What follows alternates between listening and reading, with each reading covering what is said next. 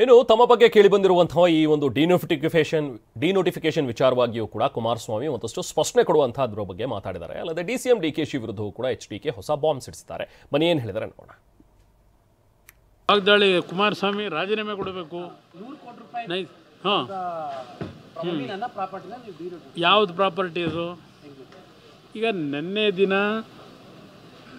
ಕೃಷ್ಣ ಬೈರೇಗೌಡರ ನೇತೃತ್ವದಲ್ಲಿ 5-6 ಜನ ಮಂತ್ರಿಗಳು ಮಾಡೋರು. ಇವತ್ತು ಬೆಳಗ್ಗೆನೋ ಕೆಲವರೆಲ್ಲ ಚರ್ಚೆ ಮಾಡ್ಕೊಂಡಿದ್ದಾರೆ. ನಾನು ಎಲ್ಲೂ ಕದ್ದು ಹೋಗಲ್ಲ. ನಾನು ಸುಳ್ಳು ಹೇಳ್ಕೊಂಡು ಬೇರೆ ಬೇರೆ ಹೆಸರಿನಿಂದ ನೆರಳು ತಗೊಳ್ಳೋಕ್ಕೂ ಹೋಗಲ್ಲ.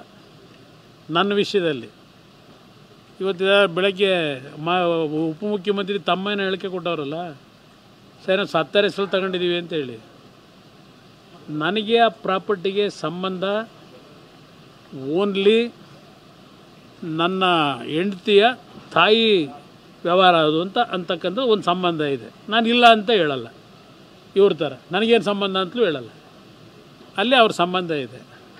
ಉತ್ತರ ಅವ್ರ ಕೈಲಿ ಕೊಡೋದು ಬೇರೆ ವಿಷಯ.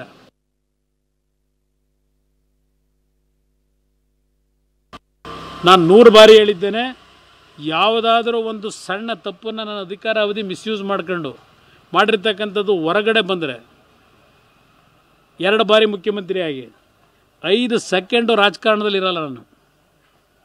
ಈ ಥರ ಅಯ್ಯೋ ಸಂಗೊಳ್ಳಿ ರಾಯಣ್ಣನ ಹಿಡ್ಕೊಟ್ಟವರು, ಕೊಲೆ ಮಾಡಿದವರು, ಸಾಯಿಸ್ಬಿಟ್ಟವರು ನಮ್ಮರೇ ದಿನಾ ಭಾಷಣ. ಬೆನಗಾನಹಳ್ಳಿ ಕೇಸಲ್ಲಿ ಇದೇ ಯಡಿಯೂರಪ್ಪನವ್ರ ಹತ್ರ ಇದೇ ನಿಮ್ಮ ಡಿ ಕೆ ಶಿವಕುಮಾರು ಶ್ರೀನಿವಾಸ್ ಅಂತ ಸತ್ತೋಗಿದ್ದಾರಲ್ಲ, ಅವ್ರ ಜಮೀನನ್ನ ಹೆಬ್ಬೆಟ್ಟು ಯಾರ ಕೈಲಿ ಒತ್ತಿಸ್ಕೊಂಡ್ರು.